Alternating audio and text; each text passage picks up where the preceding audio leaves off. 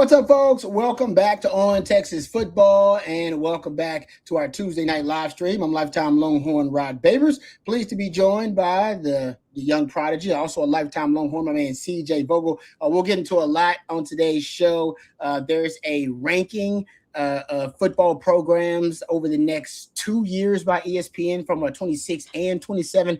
We'll talk about where the Longhorns are ranked and also get into where their opponents are ranked in that time span. Also, we'll dive into CBS Sports came out with their ranking of the most experienced rosters, calculating transfers and new acquisitions. And we'll talk about that too and where the Longhorns rank in terms of experienced teams out there. We'll start with official visitors. I mean, CJ's got a little list of official visitors you guys should be aware of, so we'll get to that. But thank you to our sponsors. Shout out to our friends, My Perfect Franchise, Andy Ludicky and his team. Also, shout out to Prize Picks and Mark Saunders. We'll tell you more about them coming up later on. But the show, of course, belongs to you. Whatever you guys want to talk about, throw it out there. Questions, comments. We'll try to address as many of them as we can. Super chats always jump to the front of the line, and you can interrupt the show at any time. And good evening to you too, Cool Breeze. I like that handle there. All right, CJ, let's start with the official visitors, because I think that's what folks really want to hear about close to home. That is top of mind for a lot of Longhorn football fans. Yeah, some movement on the official visit front. We've had this covered over at On Texas Football. We'll start at the very top. I'm going to mess up this name, but Amaziah Siali, new 6'6", 6'7" offensive lineman, 330 pounds, committed to California. He's out of Mission Viejo, California. So, again, a West Coast offensive lineman, big kid, fits the bill of the big humans that we've seen historically under Kyle Flood and Steve Sarkisian. He will be coming in June 12th. Hank, Jordan Scruggs, they connected and were able to get that one confirmed. Additionally, Caleb Seiler, the 6'7" offensive lineman. Again, there's a theme here. 6'7" offensive lineman out of Gunter. Now, he's got a ways to go developmentally, but about 290 pounds right now, very flexible. I got to see him in person during the spring. He was originally going to come in June 19th. He has bumped that up to June 12th. Jackson Cook, the Texas commit, it was kind of unknown early on. I thought it was going to be June 5th.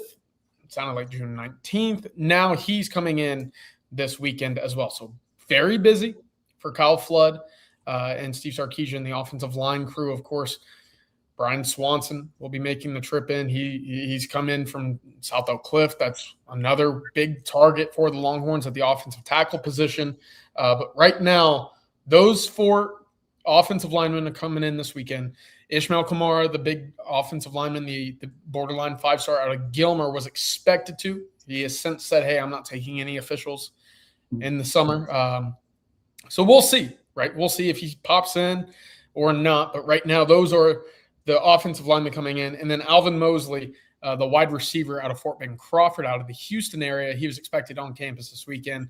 Texas gaining the commitment from Bryson Thrower last Saturday evening. Yeah. Alvin Mosley no longer expected in to campus this week. How many wide receivers are they going to bring in this class, you think? I would look at 3. And, it's been really interesting because they've been very picky with the wide receivers that they've been pursuing. There is one wide receiver that they are bringing in. That's Kyron Brown, a recent offer out of Palo Duro, El Paso. Rod, he was a 110-meter hurdle finalist in the state UIL state, 2-time finalist. So you see the athleticism. He runs, he jumps, he's quick. That's where a lot of the intrigue comes in. But right now, only 4 official visitors that are wide receivers have official visits planned for now. And going back to, I don't remember his name, but you said they got a lineman coming in who's 6'7", 290, 6'7". I bet 6'7", 290. We talked a little bit about Caden Scherer, and this is why I love what Texas is doing, especially once the 105 scholarships really kicked in. Yeah. You go look at the Trevor Gooseby prototypes, right? The guys that are super long, super lengthy. They're probably not north of 300 pounds, but you see the raw traits and you see, okay, they played baseball, they played basketball. There was a soccer background to a couple of them. Like Caden Scherer was a guy that played soccer all the way up through middle school. Yeah. And then obviously Trevor Gooseby had a basketball background. Yeah. But you see these guys that are really long, lengthy, and you say, okay, obviously they're not going to be on the field right away. But in year 2 or year 3, once I add 20 or 30 pounds to their frame and they're accustomed to the life of being a Division I high-level offensive lineman, yeah, the athleticism's already there. I just got to mold the frame. And so a guy like Caden Scherer, obviously he's out this year with an ACL and knee injury. Trevor Gooseby, I think, fits this bill. Caleb Seiler's a guy that I think certainly fits that conversation. Texas was very much in it for Dripping Springs offensive tackle Jacob Ponton when he was coming out of high school. Well, he's now a first-team All Big 12 offensive tackle for Texas Tech. So you see the mold. It's 6'6", 6'7", lengthy, prior participation in other sports, and of course about 280, 290, and you just sculpt them like clay. Yeah, slim and athletic almost for an offensive lineman when they bring them in. And then they put the mass on them, the right kind of mass. No, it's really interesting. Yeah, so we'll follow that. Thank you, CJ. Great update there about the official visits. All right, before we get to some of the items that I mentioned, I do want to update on kind of what the biggest story, obviously, in the country has been the Brendan Sorsby story. Him being eligible for the 2026 season as a result of the injunction that was granted by the Texas judge. There is some belief now, and CJ, I know you actually sent this during our pre-show discussion. Apparently, the Big 12 athletic directors have met, or at least they have gotten on a call of some sort. And it's from Brandon Marcello, says every Big 12 AD but Texas Tech's Kirby Holcutt believes Brendan Sorsby shouldn't play. That was communicated today on the call. There are plenty of ideas to convince / pressure Tech to cut Sorsby loose, but ADs believe it's common sense. He's been on this sport and Tech shouldn't play him. I read earlier, and this was actually from a Texas professor, a Texas and founder of the Schneider Education and Employment law firm. His name is John Schneider. He's an adjunct legal professor at Texas. And he said there's definitely a basis to punish or sanction Texas Tech under the bylaws of the conference. And you just wonder with all the chatter if the schools or institutions are looking for a way outside the legal process to try to deal with this, then this would be at least a theory. He said a viable avenue. He said, I don't think it's likely, though. He said he doesn't think it's likely that the Big 12 will actually do anything, but he says definitely somewhere in the bylaws that if they wanted to do it, they could do it. Would it end up in court? Of course. It's going to end up in court. Everything seems to end up there anyway. But the Big 12 may be one of the last avenues to try to influence and force Tech's hand. I don't think it's going to happen. I think he's going to end up playing, unfortunately. I do. I just think they were very savvy legally in the way they set this thing up. They found the loophole, which they are not the only one, by the way. They found the local judge. And the big thing is, a lawyer was talking to me. He was like, yeah, the antitrust lawsuits, he said the lawyers have figured out that avenue is riskier because you can't control like the courts. You can't control the venue, basically. He said if you go with the state contract lawsuit, which was what this one is, you can keep it. You got to go after the contract, and that way you can keep it as a state thing, and then you can keep the local venue thing and get the venue you want. Anyway, that's the loophole they found, and they did a magnificent job of, like I said, you can call it grotesque and disgusting. I don't disagree with all that, but they found a legal loophole, and they did beat the system. It seems right now, if the Big 12 doesn't do anything, and that appeal doesn't work out. We talked about the appeal, right? The way the timeline works out. Even if the appeal, they could try to expedite it, but it looks like it won't happen till during the season sometime anyway, if that. Right. So it looks like they found a way to game the system. And I don't know if the Big 12 is going to do anything about it. So. I don't think the Big 12 wants to do anything about it. Also fair. And that's part of the conversation that I think we had last night, Rod, was if you're Brett Yormark, I mean, Texas Tech is going to draw the eyeballs from the hate watchers. Is anybody else in this conference going to get as much attention, as many eyeballs, as many storylines or headlines? No, absolutely not. They won't admit it, but they need all the headlines they can get when it comes to being an attractive conference. Now, does this make them attractive? Obviously not. As you see, every other athletic department or athletic director in that conference is saying, to hell with this. What are we doing? We've had a basic understanding of what is fundamentally right and fundamentally wrong in collegiate sports, professional sports, any type of organized sport for the duration of life, essentially. And Tech is just saying, hey, you know what? That's not what we're saying. We're just gonna, turn a blind eye to that one. So I understand it from, the Big 12 athletics directors. But if you're Texas Tech, pressure makes. Yeah. You can ask me. You can scold. It wouldn't mean a damn thing to me if I'm Texas Tech. And I mean, again, I think it's morally unjust. I don't think it's something that I would sit there and plant my flag on if I'm Texas Tech, but why would they? Right? They're a national contending team with Brendan Sorsby.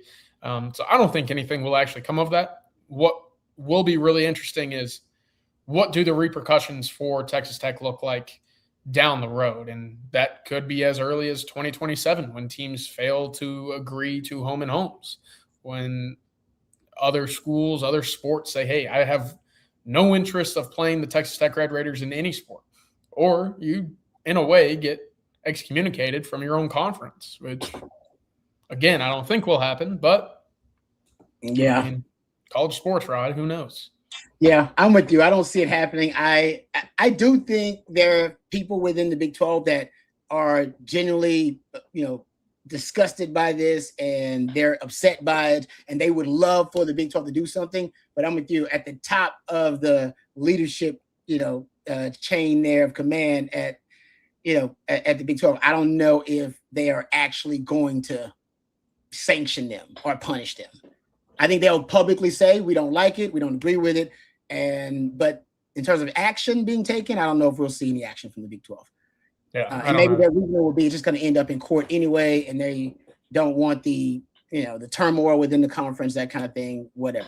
I get it. But I'll say this. I saw, what was this? Arrow Kids, I believe, had a interesting take. He said it's interesting how basically society, he said the mirroring of college football to society in general is amusing. Sports has always been a microcosm of society.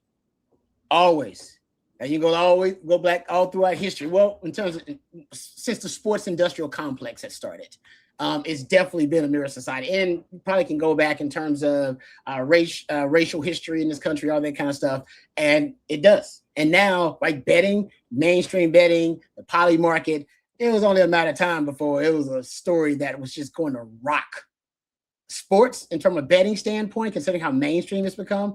I don't think we all thought it would be this shameless. And I think that's the mirroring I see too. There's a lot of shamelessness in our society now. Like, if you just they don't have any shame. Like, they have no shame at all. Yeah. And Texas Tech has no shame. Yet people were trying to shame them into doing the right thing, and they're like, "What? We don't care." Yeah, shame's not moving the needle for us over here. Yeah. We don't care about that. Yeah, all this stuff, because usually you kind of shame people and stuff. No, we're done being, as a society, being able to shame people and anything, because if you don't have any shame, that has no power. And Texas Tech has no shame right now. And you see that too in politics, right? Politicians with no shame at all. And so I agree with you on that, the mirroring of society. Also, I'll say this. I saw this at the, I think it's Chat Power. So it's about the Vegas lines and how the Texas Tech storyline has affected the Vegas lines. How about this? This came from Brad Powers over at covers.com. He claims that now with Sorsby playing in the final 10 games, he is going to basically have Texas Tech as a double-digit to a 2-touchdown favorite. Wow. in basically all their games. That's crazy. They got him at basically 10.5 wins. 11 wins is their win total projected. But Rick Brinsman, just talking about football now, because I know we haven't talked about a lot of actual football. I mean, that's what he's predicting as how easy that schedule is going to be. That's unbelievable. It is. Wow. And that's kind of what that was Sark's big. I'm sure Sark, if you talk to him now, he'd have even more to say. Oh, man, I can say these media days are going to be fantastic. Oh, we were talking about it, obviously. We're not going to talk about football, CJ. We don't talk football anymore. We haven't talked a lot of football actually in a while. It's been more smack talk, trash talk, and then get to some actual football talk. But yeah, that Texas that schedule. Like I said, he said Brad Powers, who does the power ratings for covers, he says 2 touchdown favorite in every game this season. At least is what he said. Yeah. Because again, I think the only team financially that comes even remotely close to what they're putting on the field would be maybe BYU.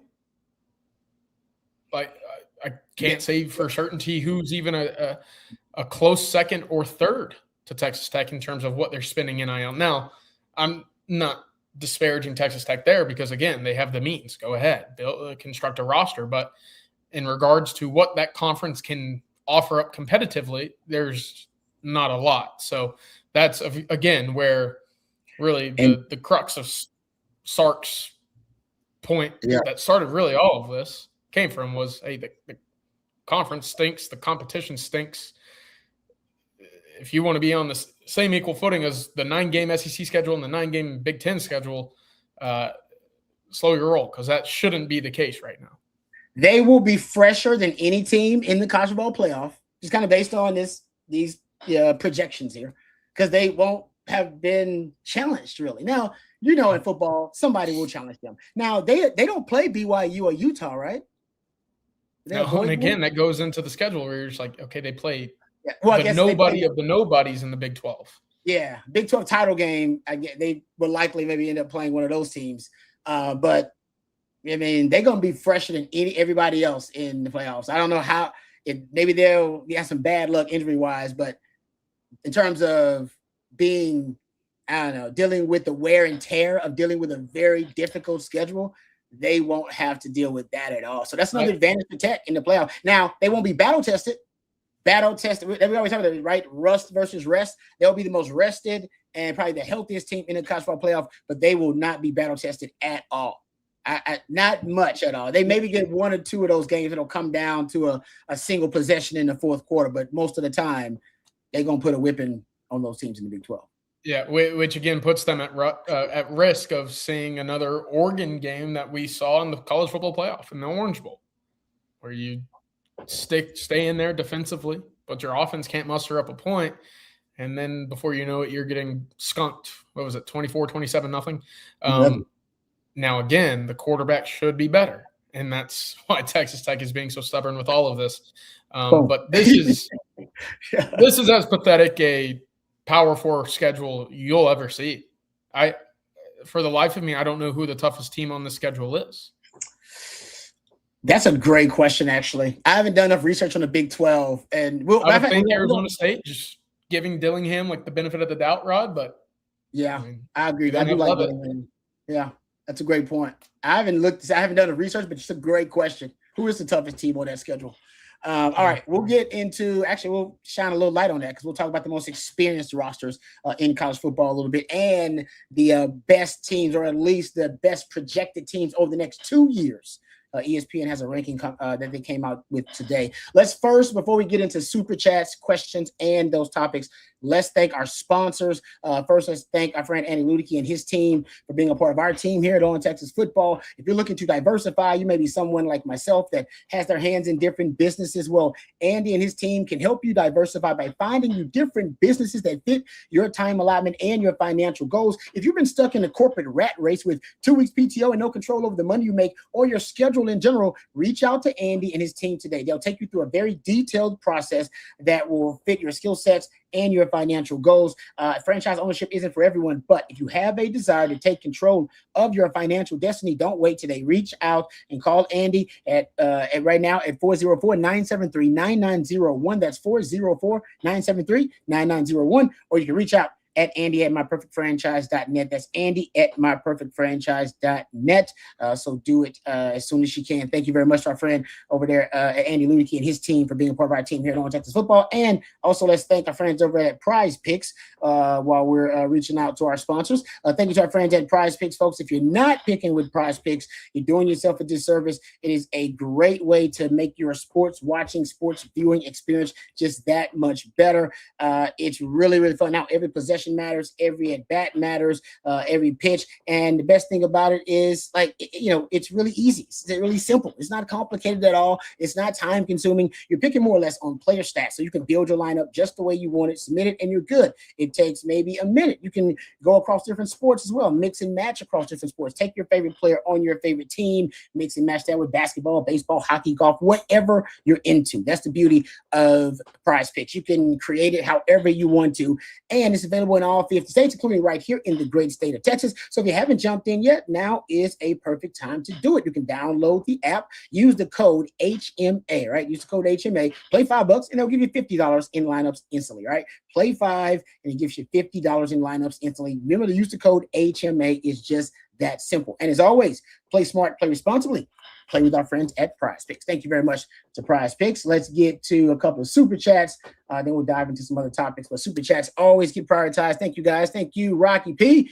Great to hear from you. Hope you're having a great day. Says tech is so delusional. Saw a graphic. They're ranking Joey at 1 and Sark at 8 for coaches in Texas. They found a way for the Aggies to look smart. Yeah, I mean, listen, you got to understand. Trying to think the psyche of Tech fans, right? Tech has not been this talked about in an offseason, football-wise. I don't even know about other sports, ever. Like, in their mind, they're winning the offseason. You would say at what cost? I would too. But for them, I think they are on a bit of a high. Like, even on social media, they haven't been able to puff their chest out like this in a while.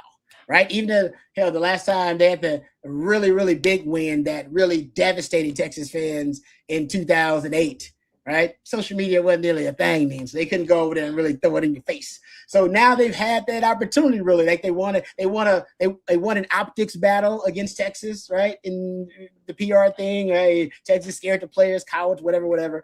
And they just won a big legal battle. And one of the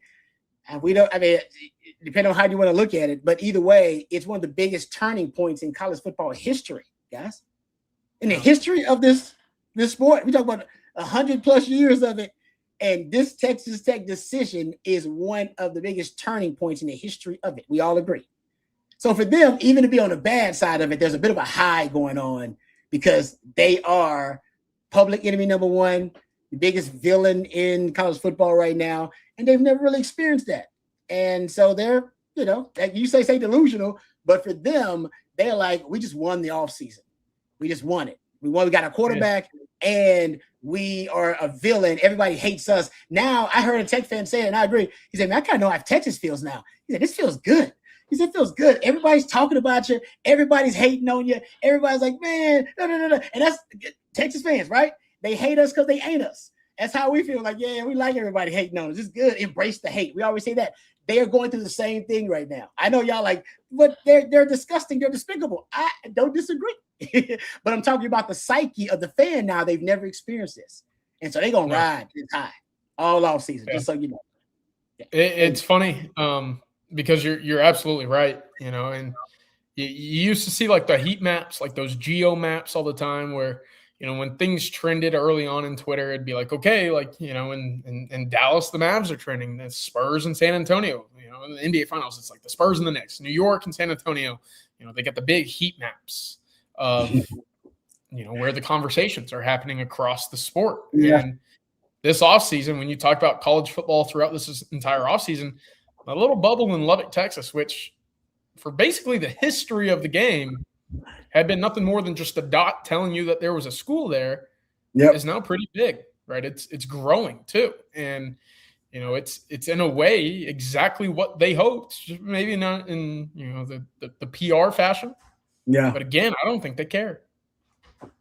No shame. They're being mentioned. They're that. And look, I know a lot of folks will sit here and tell you, hey, I probably wouldn't want to be, talked about in this fashion. To some, all PR is good PR, Rod, and I think that right now is kind of what we're seeing from Texas Tech. Kirby Hocutt, Cody Campbell, and Joey McGuire. Mm-hmm. Yeah, totally agree. I think they've been looking for an identity as a program since Mike Leach left, and they found it. Be a villain at any cost. A shameless one. I mean, they are a true villain. Now, this is like when Hulk Hogan did the NWO thing. This is like, man, this is a real villain. Like it's a real, like actual villain. It's turning into a whole nother level. And I think they are now embracing that as their identity. All right, thank you for the super chat, Rocky P. Brandon, thank you for the super chat as well. Says, hey Rod, how do I find your Texas Longhorn jersey online? Like maybe one day I can get lucky to get it signed. Hey, if you get that jersey, I will sign it for you. I don't know how you get. I'm sure you can get jerseys like made some way these days, but don't waste your money and get a Rod B jersey. Don't do that. All right, get one of the guys that. Right, and they give you a better return on your investment. They get it signed and maybe worth something. The Rod B jersey, although sentimental, definitely not go. I don't know if it'll be worth the money you pay for it. I don't know how much the co-op is going to charge you to make a Rod B jersey, but I will look into it. I'll look into that because I'm gonna try to. If I can get a Rod Babers jersey made, I'll get one made for myself. I do have a couple here. They're the actual ones that I cherish, but I need some for wifey and for baby girl. So I might look into that for you. Thank you, Brandon. I appreciate it. Like I said, I don't know if I think the co-op may do a jersey for put anything on the back if I'm not mistaken, but maybe I'm not. Maybe they don't do that anymore with NIL and all the they may have stopped doing that. Maybe it's just maybe now it's like you got to be like licensed and have a deal with the university, that kind of stuff. But I remember back in the day, like my mom would get a jersey made up with the name on the back, that kind of thing. I didn't get any money for it. All right.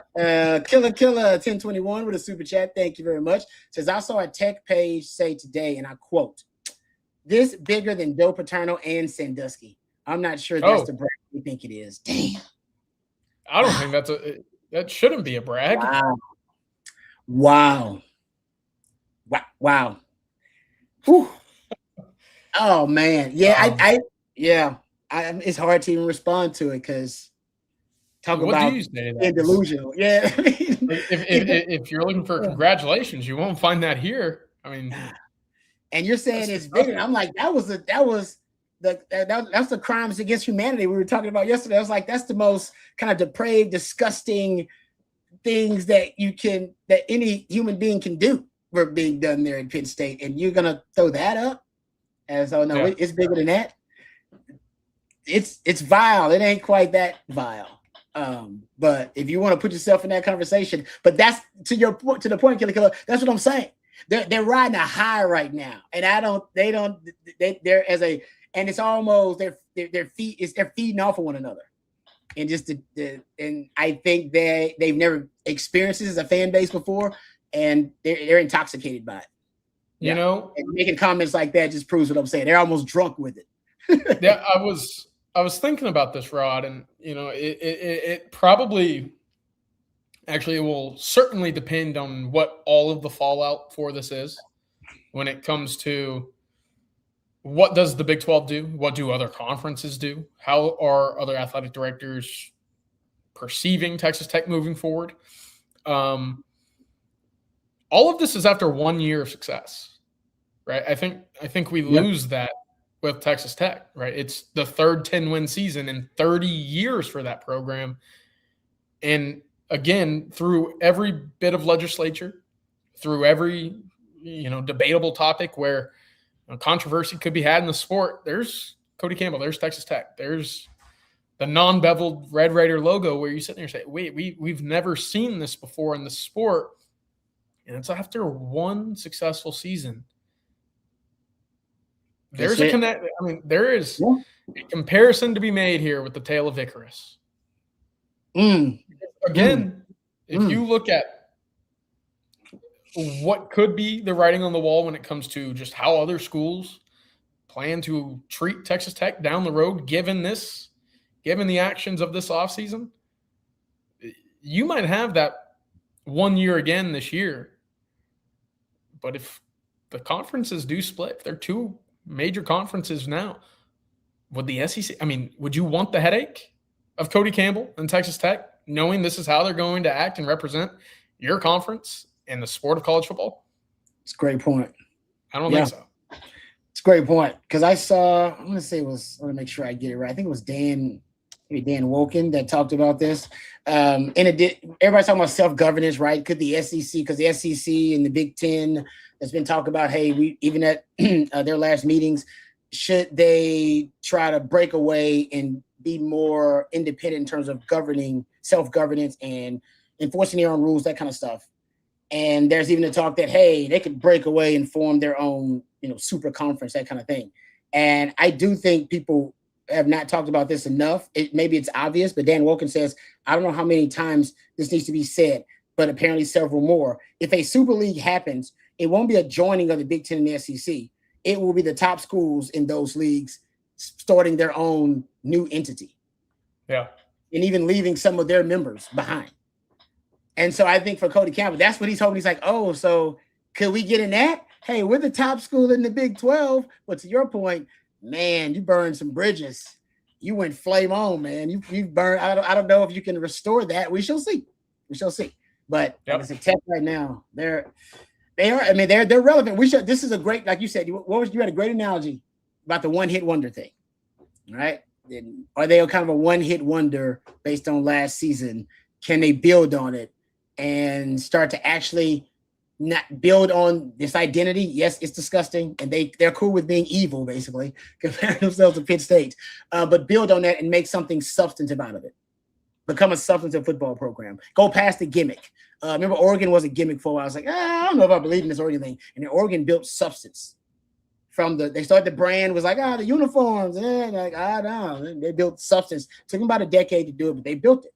And we've seen that, right? Boise State kind of did that on their own. Their programs have done it. I think Texas Tech's trying to do that. Can they create substance right now out of this identity, which has been almost superficially created? But we'll see. All right. Thank you for all the super chats, though. Good stuff, guys.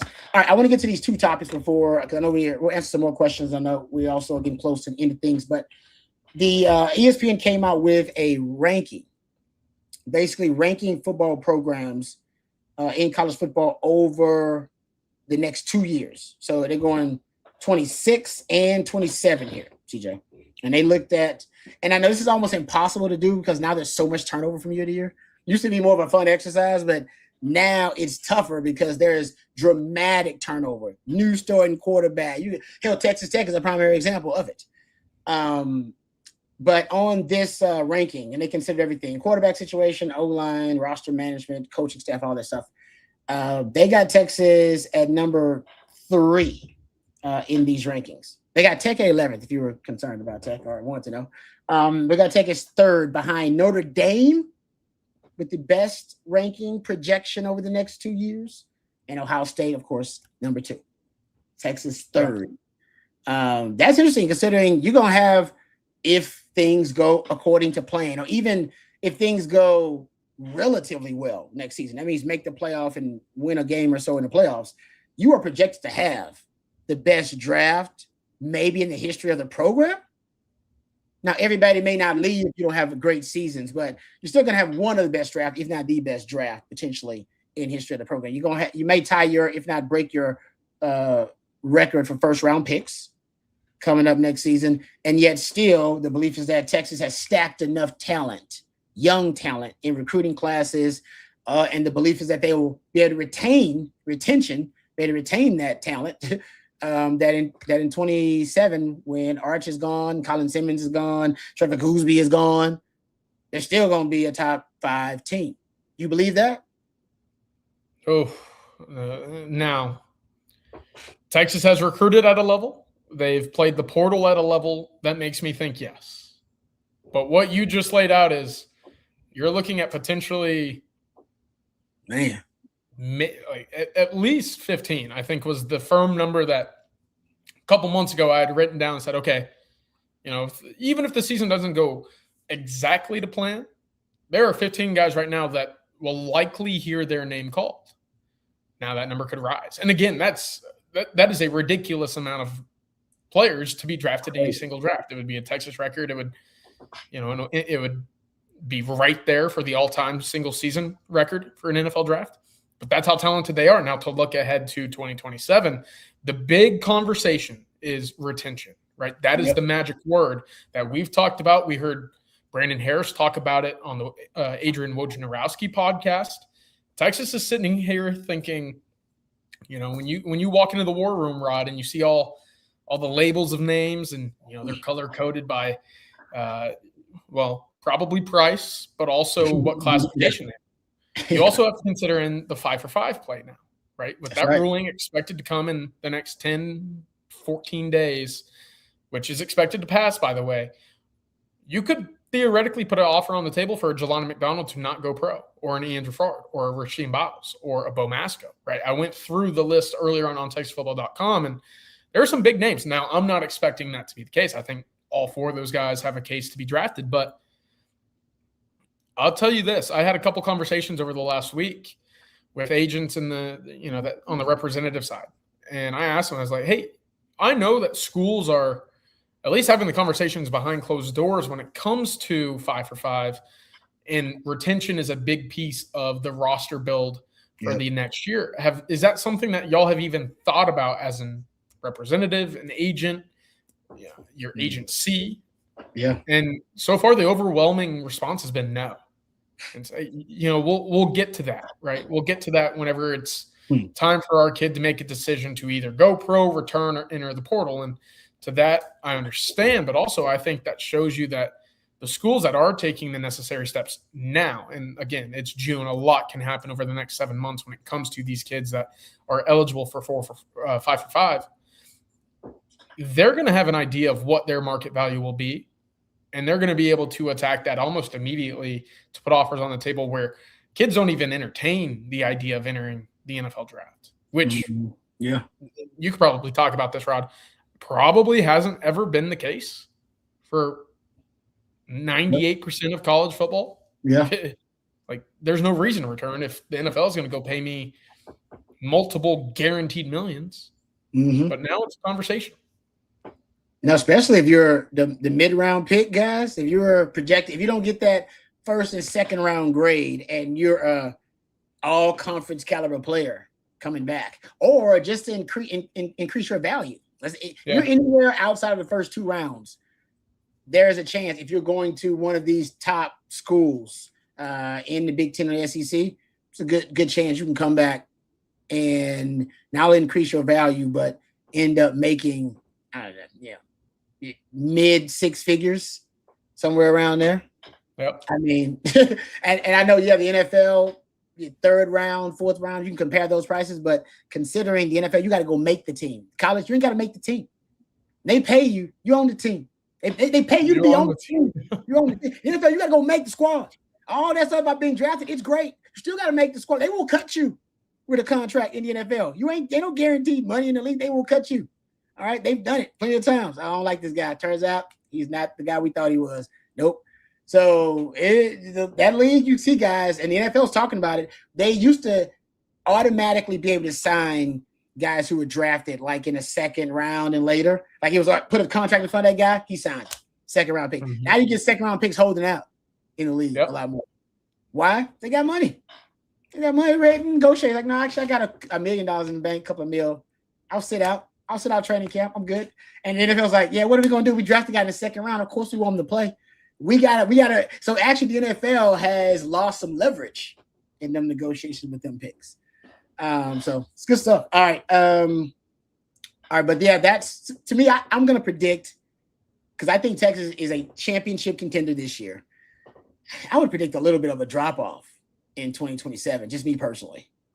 I think it's kind of the lesson that we learned after 2024, right, with Texas. I think Sark learned that lesson too. Now, depending on how Sark retools, he may go right back to the portal and get them all back again. He learned that. You're going to have a lot of money freed up given no Cam Coleman, no Trevor Gooseby, no Colin Simmons, no Jelani McDonald. Like, damn. In a way, you're going to be working with a blank checkbook because of how much is coming off the books. That's a great point. Now, that's wild. I didn't think about that. Now, because of, but to a double edge there, because we know Sark and staff don't love the mercenary route. No. So for 2027, you're going to have to juggle, well, how aggressive, how many front end guys do we need to go get while retaining the culture that we've established through 6 years? Versus, hey, we have a lot of really talented guys that are going to be in year 3 from the number 1 class. not too long ago, right? So a lot of money's going to be freed up, but I don't know if it's going to be – I question how aggressive they will want to spend to flip this roster upside down with straight mercenaries from the portal. Yeah, just because and looking at premium positions where a lot of this money is already invested, you're talking about, quarterback, edge with Colin Simmons, left tackle with Gooseby. You're talking about premium positions, Cam Coleman at wide receiver. He traditionally, not always, but traditionally, he has favored the homegrown route. Yes. Those guys. The offensive line for yeah, exactly. So, exactly. So he got Cam Coleman, I know that, and I know he got Quinn, but for the most part, those premium positions, he likes the homegrown model. So I agree, they don't see that. But I never thought about how much money is going to be freed up. Damn. Yeah. I mean, that I would say you're talking about with just the guys, the big time guy. You know, maybe having 30 to 40% of your salary cap freed up. It's got to be right with that much money. If you end up depending on 13, you're talking about 13 to 15 guys drafted. Yeah, I mean, salary cap's going to have more than half your salary cap's going to be over. But you're probably going to be 15 of the top 20 on the roster to begin with when it comes to the money rev share allocation. Now, also the other part of this is, while there certainly could be a massive chunk of NIL and rev share that's freed up for 2027, should Texas make a run at a national championship this year, that's when buy-in really starts coming, right? Yeah, that's where you say folks say, "Hey, we got to sustain, we got to stay at this level." Yeah. So you can be working with, what you would think is about 30 to 40% of the roster and ends up being about 25 because now you have so much of an influx coming into the program because of success. We'll see. We're getting ahead of our skis here, but it is fun to think about because it's a conversation worth having now. Yeah, no, it is. Like I say, it's crazy. I see in the chat someone says it feels wrong. Arrow Kids, it feels wrong to think about college football this way, but this is where you are now. You have salary caps and rev share and all this kind of stuff. And honestly, it's going more toward being a business too. All right. Yeah. We'll get to some questions before we end things, but one other story I wanted to get to is the CBS Sports article about experienced rosters, the most experienced rosters in college football for 2026. They have here, and I'll just go through the stuff that you guys care about because you don't really care about the whole thing. Tech, just so we talk about Tech a lot, they have the second most experienced roster according to this study by CBS Sports. And I think offensively, sixth, and defensively, they got them as the most experienced defense in the country. In terms of, so there you go. That's for Tech. Go get into Texas opponents. And I'll just go by, there you go. Thank you very much, Matthew. Yeah. That's another, like I said, that's another advantage for Texas Tech. They are arguably the most experienced team in the country. Good team in the country. I don't know. Virginia maybe. I don't know, but yeah. I'm sitting here and, as someone who's tallied up a lot of snaps for Texas out of the portal, the returning roster, previous rosters, this had to take forever, man. Oh yeah. My Lord. Yeah, no, they said they looked at several databases that kind of, because it's like I said, this day and age is tougher than ever to do that because it used to be easier, but now with all the turnover and the movement, it's almost impossible to track it. But okay, so here's the Texas basic schedule. Texas is ranked 20th, just to give you that right now. They're 20th on this ranking, 27th on offense, 19th on defense. That's pretty good. But Ole Miss is 4th. Ole Miss in the top 5. A&M is 7th. LSU is 13th. Oklahoma is 21st. Tennessee 23rd. Florida 26th. Ohio State 31st. I think that's Arkansas is 38th. Missouri 45th. Mississippi State 48th. UTSA 77th. And Texas State 85th. And the reason those teams are so low down, they say, because they can't keep good veteran players. They got to rely on young guys. They the lower levels, the non-power teams. But there you go. So Texas schedule, you'll play. If you look at the top 25 most experienced rosters, you'll play. Essentially, you can throw Florida in there too because Florida's 26th. Florida, Tennessee, Oklahoma, LSU, A&M, Ole Miss. So half your schedule will be against top 25 most experienced teams. And we know Indiana, that was one of their secret factors, right? That was one of their 11 herbs and spices to their championship formula was experience. Just guys who have played a lot of ball, seen a lot of ball, period. It matters. Yes, it does. Yes. And I think now more and more people want that. Texas did not have an experienced roster last year. It was actually a really young roster, right? Yeah, it was. It was something that Sark mentioned midway through the year, and I never really thought of it this way. But Matthew, can you go back and Rod, remind me where Ohio State was, and also where's Georgia in this? Because those are three schools that I think will always kind of be in the same. Ohio State number 31. Thank you, Matthew. Yeah. But I think those are three schools. Georgia 42. So 42. Yeah. So again, not at the top of this list, and I think this is going to be an issue at least for now for those three schools. For the three schools that we're talking about, Texas, Ohio State, Georgia. You're really talented, contributing starters. Your best players. They're not going to be around for 4 years. They just won't. They're going to be 3 and done. Whether you put together a competitive offer for them to return for a 4th year or a 5th year or not, the NFL is going to view them as, 3 and done. It happened with Malik Muhammad. It happened with Anthony Hill. There are guys that are just that good that you'll never get the 1,500 career snaps over 3 years to return again. That's where the portal comes in. That's where you go get yourself a Brad Spence or a Justin Cryer to fill the hole of Rasheem Biles. So that's where those three teams in particular have to be really, really smart with constructing their rosters, is getting guys with a lot of experience in production while also being on the older side, knowing that they're here for a mercenary year. Yeah, no, you're right about that. As I said, being the GM in college football is a tough job. It's one of the toughest GM jobs in sports today. It really is. You got to be looking 3-4 steps ahead constantly. All right, and more uncertainty than any other GM. All right, let's get to a couple of questions, and then we'll end tonight's live stream. All right. Thank you for the super chat. Good to hear from you. He says, Rob, why react on Notre Dame like you surprised? Aside, did they offer you? I know national recruiting was different back then, other big schools. I got offered by Notre Dame. My best friend in high school went to Notre Dame.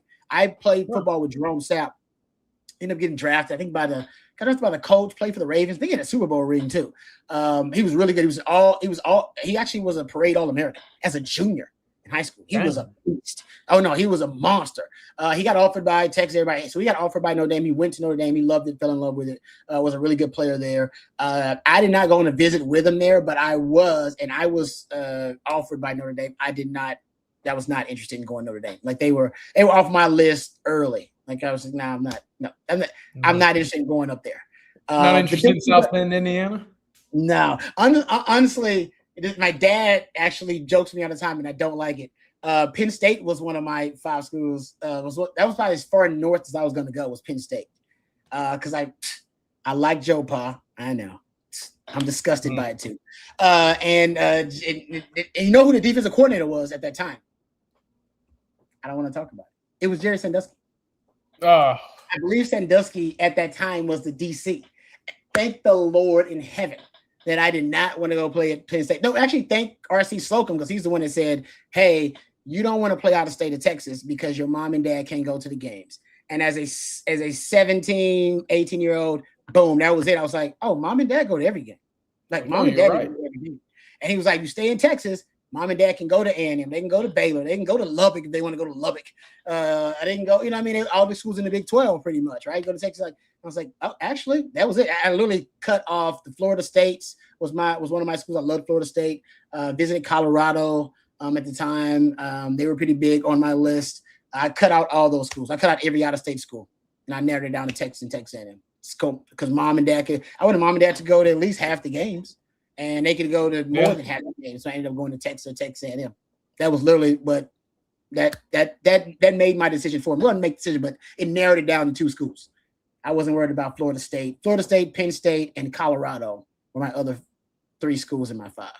Which at the time, right, Colorado, member of the Big 12, played half their games in the state of Texas, which is the big mistake Nebraska made when they said, we're done with the Big 12. We're done with the recruiting territory that comes with playing in the Big 12, which is the state of Texas. Exactly. All right. Yeah, we actually on my recruiting visit in Colorado with Tubbs. It was me and Tubbs on the visit. It was actually pretty fun. Both of us ended up deciding to go to Texas. All right, let's thank our sponsor, Andy Ludicky, one more time. And also, we'll thank another sponsor before we get out of here, answer a couple more questions. But thank you to Andy Ludicky and his team for being a part of our team here at On Texas Football. If you're looking to diversify, you may be someone like myself that has their hands in different businesses. Well, Andy and his team can help you diversify by taking you through a very detailed process that will fit your time allotment and your financial goals. If you've been stuck in the corporate rat race with 2 weeks PTO and no control over the money you make or your schedule in general, call Andy and he'll take you through a process to help you find a business that will fit your skill sets and your financial goals. Franchise ownership isn't for everyone, but if you have a desire to take control of your financial destiny, reach out to Andy today at 404-973-9901, or you can reach out at Andy@myperfectfranchise.net. That's Andy@myperfectfranchise.net. Let's also thank our friend Mark Saunders. We appreciate him for being a part of the On Texas Football family as well. Folks, you want to be in good hands? Well, my man Mark Saunders can help you with that when it comes to protecting all your stuff. Wouldn't it be great to have one place that protects it all? Well, here's some great news. Local Texas Allstate agent Mark Saunders is the only insurance agent you need. Everything from your home, car, and boat to your motorcycle, RV, and ATV. All you need to do is call Texas Allstate agent Mark Saunders today at 512-218-8571. That's 512-218-8571. Are you in good hands? With more than 35 years of experience, you will be with Texas alum Mark Saunders. If you're looking for someone local, the Central Texas, Austin, Round Rock area, look no further than Mark Saunders. Give him a call, 512-218-8571, or reach out at marksaunders@allstate.com. Thank you very much to Mark Saunders. Thank you very much to our friends over at Prize Picks, Andy Ludicky and his team as well, for being our sponsors of tonight's live stream. A couple of more questions before we get out of here. Connor wants to know, how are y'all feeling about Jaden Nelson still expected to visit Tech this weekend? Is he still going or backing out? That's the expectation, the last that I've heard. Now, if he doesn't, that should be sirens for Texas, right? Coming off of the Texas official visit, we heard from Noah Roberts, Brock Williams, JT Geraci. I mean, all of these guys saying, hey, I spent a lot of time with this guy. We like him, right? We know that he's a target Texas likes. So if that visit gets canceled, that's when you should be on the lookout for Texas. Right now, it has not. Right now, it sounds like he will still take that official visit to Texas Tech, or at least return to Lubbock. If he does, that's a great opportunity for the Red Raiders and their staff to kind of hamper some of the momentum Texas may have garnered over the last week or two. All right, good stuff. Thank you for that. CB wants to know, CJ, wasn't USC the team Tech is trying to schedule? Think they back out? Yes. USC was the team. Notre Dame was another team that was reported to be interested in a, quote, major blue blood home and home with Texas Tech. Joe McGuire mentioned that last week in San Antonio. But as we've talked about, the Big Ten sent out a memo. Nebraska, Georgia, a lot of these schools have now sent out memos saying, hey, we're not doing this, right? We're not playing Texas Tech. We're not giving them the satisfaction. So if USC is expected to announce something, I wonder if that will still happen. Notre Dame, on the other hand, I think both Notre Dame and Tech might be looking at each other saying, hey, we're both kind of getting the cold shoulder from a lot of teams. Let's make this marriage happen. Oh, that would be interesting, though, if they end up getting one of those big non-conference games in the midst of all this stuff. They still get a team to agree. That'd be another, in their mind, it'd be another win for Tech in their mind this offseason. Yeah. And they continue to think they're winning the offseason. All right, good stuff, guys. Thank you for the super chats, gentlemen. Really appreciate it. Great stuff. Thank you, CJ. Great stuff as always. If you want more of those nuggets from CJ, from Hank South, from Jordan Scruggs, from my man Jeff Howe, from Jerry Hamilton, Bobby Burton, all you got to do is take advantage of this great deal. $3 for 3 months of the best coverage of Texas football around. Nobody's doing it better. And it's for new subscribers only. Limited time offer, $3 for 3 months over there at OnTexasFootball.com. You won't find it better than that. If you're a ball on the budget, you got to love that deal. Also, if you missed any of your questions, remember you can always direct them to the gentleman at Coffee and Football bright and early tomorrow morning. The man, the myth, the legend himself, Bobby Burton, and the estimable Jerry Hamilton. That will start at 8:15 a.m. And also Wednesday, the hump day edition of the live stream, you'll have that with my man CJ. I believe Jeff's going to be back on Wednesday, I believe, if I'm not mistaken. But that'll start promptly at 7 p.m. Thank you guys for participating. Love that you guys join us, man. We think you guys as families always a fun time. It flies by because that's what happens when you're having a lot of fun. Thanks for the super chats. Thank you to Matthew behind the scenes. Nobody does it better. He's the real MVP. For Matthew, for CJ, I'm Lifetime Longhorn Rod Babers. Until next time, hook 'em horns. Welcome.